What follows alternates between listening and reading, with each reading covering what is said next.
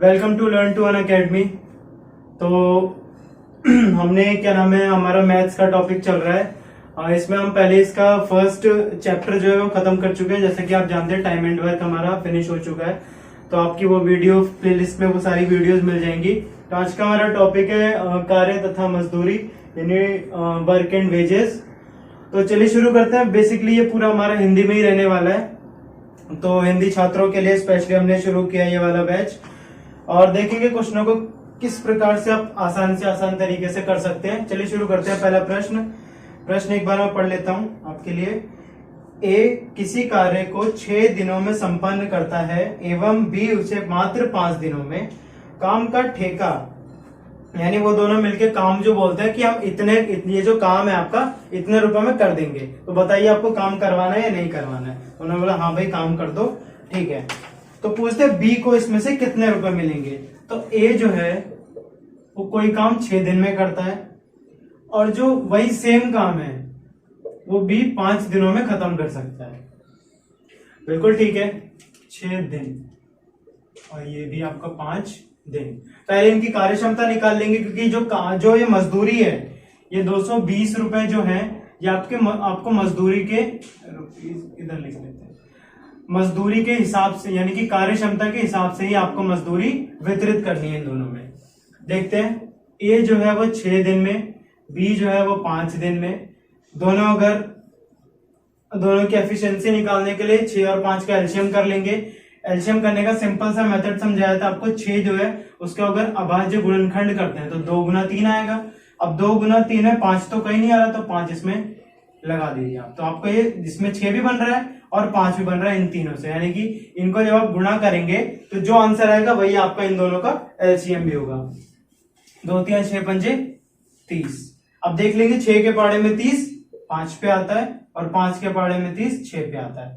यानी कि जो बी की जो एफिशिएंसी वो एक दिन में 5 इकाई कार्य करता है, और जो बी है वो 6 इकाई, यानी एक दिन में ज्यादा काम करता है तो इससे ज्यादा पैसे मिलेंगे। इन दोनों को आप क्या करेंगे, आपको निकालना है बी का।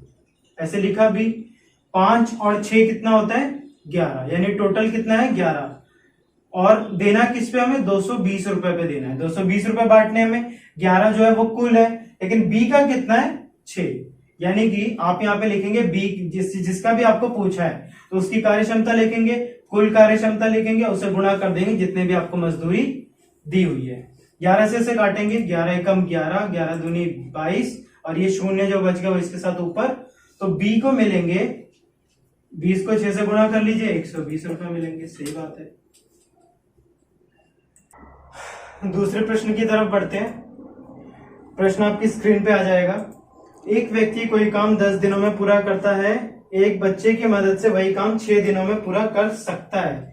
यदि उन्हें इस कार्य की मजदूरी 50 रुपए मिलती है तो बच्चे को कितना मिलेगा। एक जो व्यक्ति है, मान लेते हैं कि वो ए है, वो किसी काम को 10 दिन में पूरा कर सकता है, लेकिन वो एक बच्चे को अपने साथ मिला लेता है। ए प्लस बी मान लेते हैं वो बच्चा है, ए और बी दोनों मिलके एक साथ में वो 6 दिन में पूरा कर सकते हैं। अभी पिछले प्रश्न में आपसे मैंने बताया था कि जो मजदूरी है वो किसके बेसिस पे दी जाती है, कार्य क्षमता के। बिल्कुल ठीक है। तो इसमें पूछा 50 रुपए में से बच्चे को कितना मिलेगा। यदि उन्हें इस कार्य की मजदूरी 50 रुपए मिलती है तो बच्चे को कितना मिलेगा। ठीक है, ए भी 10 दिन, ए और बी मिलकर 6 दिन। कार्य क्षमता निकाल लेंगे। ए जो है वो कोई काम 10 दिनों में, अगर वो अपने साथ बच्चा मिला लेता है तो उन दोनों को मिलकर 6 दिन में कर लेते हैं। एलसीएम कर लेंगे। एलसीएम करने के लिए 10 का अभाज्य गुणनखंड 2 गुना 5।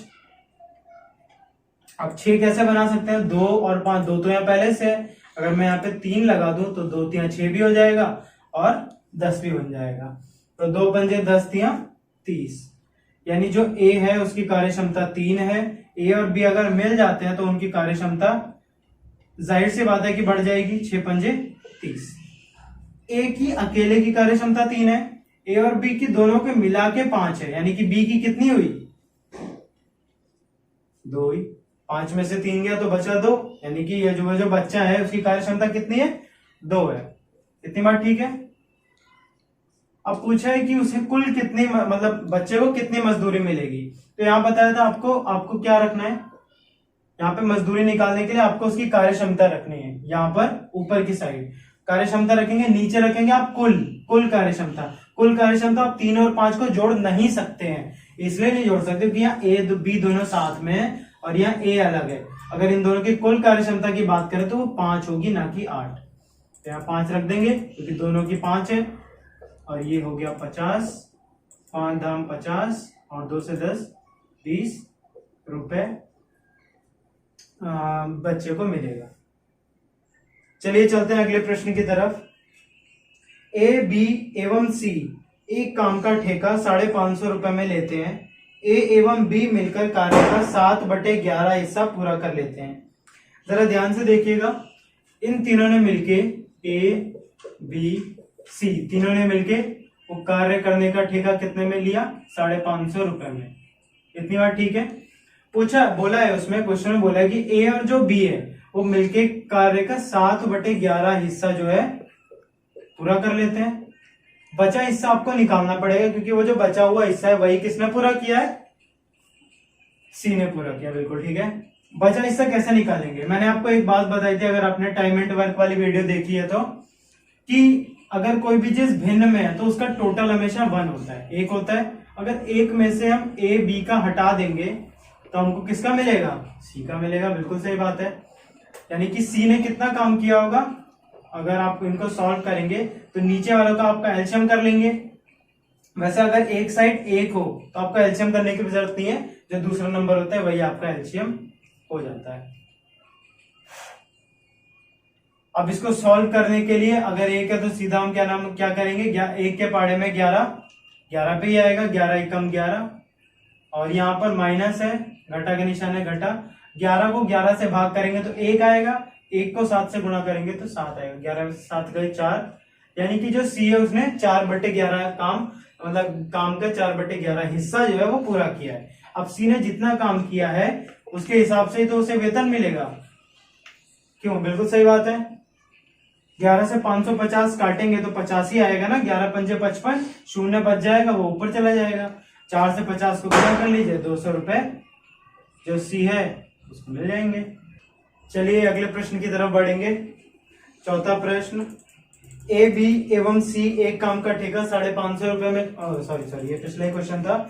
ए बी एवं सी किसी कार्य को 6, 8, 12 दिनों में कर सकते हैं। यानी ए जो है वो 6, बी जो है वो 8 और जो सी है वो 12 दिन में कर सकता है। तो तीनों मिलकर कार्य पूरा कर लेते हैं और उन्हें 1350 रुपए का राशि अपने तीनों को विभाजित बराबर जितना भी उनका कार्य क्षमता है उसके हिसाब से बांटना होगा 1350 रुपए की राशि को। तो देख लेंगे किस प्रकार इनकी, पहले तो कार्य क्षमता निकाल लेंगे।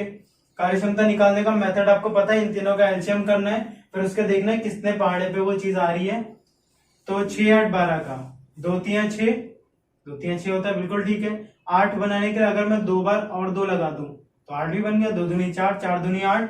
12 बनाना है तो 2 3 6, 6 दूनी 12, 12 भी इसी में बन रहा है, तो हमें कुछ करने की जरूरत ही नहीं। इन चारों को गुणा करेंगे तो आ जाएगा 8 3 24। ये हो गया आपका। अब देख लेंगे 6 के पाड़े में 24 4 पे आता है, 8 के पाड़े में 3 पे और 12 के पाड़े में 2 पे। यानी कि ए की जो कार्य क्षमता वो 4 है, बी की 3 है और सी की कितनी है, 2 है। बिल्कुल ठीक है। सी का पूछा है हमसे, सी का क्या है, 2 है। सी की कार्य क्षमता 2 है और कुल कितनी है, 4 3 7 2 9 और वेतन कितना मिलेगा तीनों को मिला के 1350। अब जब सी ने 2/9 हिस्सा काम का किया है तो उसे उतना ही राशि मिलेगी। 9 से कट करेंगे, 9 एकम 9, 9 एकम 9, 13 में से 9 जाएंगे 4 बच जाएगा 45, 9 पंजे 45, शून्य ऊपर 150 का दुगना यानी कितना मिलेगा 300 रुपए।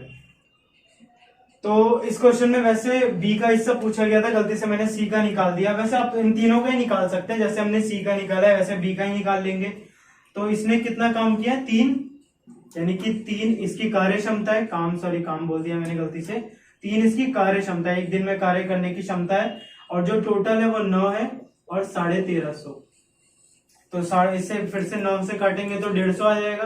150 को अगर आप 3 से कर देंगे तो 450, यानी सी को कितना मिलेगा 450। ऐसे ही सी बोल रहा हूँ मैं फिर से, सॉरी माफ कीजिएगा, बी। और ए का देखा जाए तो ए के हिसाब से आप 4 रख के ए का भी निकाल लेंगे तो उसमें कोई दिक्कत नहीं है। 4 बटे में 9 रखेंगे तो आपका 600 रुपए करीब आ जाएगा। 15 चौक, हाँ ठीक है 600 रुपए। चलिए अगले प्रश्न की तरफ बढ़ेंगे। तो इस क्वेश्चन में मतलब प्रश्न में आपसे पूछा गया है कि 2 व्यक्ति मिलकर 200 रुपए में किसी काम को करने का ठेका लेते हैं, यानी उनसे बोला जाता है आप ये काम करिए तो आपको 200 रुपए दिए जाएंगे। तो जो 2 में से जो पहला व्यक्ति है उसे ए मान लेते हैं, वो उस काम को 6 दिनों में कर सकता है, और जो दूसरा है वो उसे 8 दिनों में कर सकता है। अब ये दोनों क्या करते हैं, अपने साथ एक बच्चे को भी मिला लेते हैं, तो उसे सी मान लेंगे। तो तीनों जब मिलकर वो काम करने जाते हैं तब वो काम जो है वो सिर्फ 3 दिन में पूरा कर देते हैं। तो इसमें हमें पूछा है कि जो वो बच्चा है उसको कितनी रकम मिलेगी। पहले इनका एलसीएम कर लेंगे। 6 8 3, वही आपको समझाया था, 2 गुना 3 में ये वाला 3 भी इंक्लूड हो गया, और 2 3 6 भी आपका बन गया। बनाना है 8, तो 2 यहाँ पहले से ही है, अगर हम 4 बना देते हैं 2 दूनी 4 दूनी 8 भी बन गया। तो इस तरीके से आपका एलसीएम क्या आ जाएगा 24। आपको पहले भी वैसे नॉर्मल मेथड भी समझा रखा है, तो आप पुरानी वीडियो देख के वो भी मतलब कंफर्म कर सकते हैं कि एलसीएम अगर आपको ऐसे नहीं समझ आ रहा है तो वैसे भी आप निकाल के देख लेंगे, तो उसमें कोई अंतर नहीं मिलेगा आपको। 6 के पाड़े में 24 4 पे, 8 के पाड़े में 3 और 3 के पाड़े में 8 पे।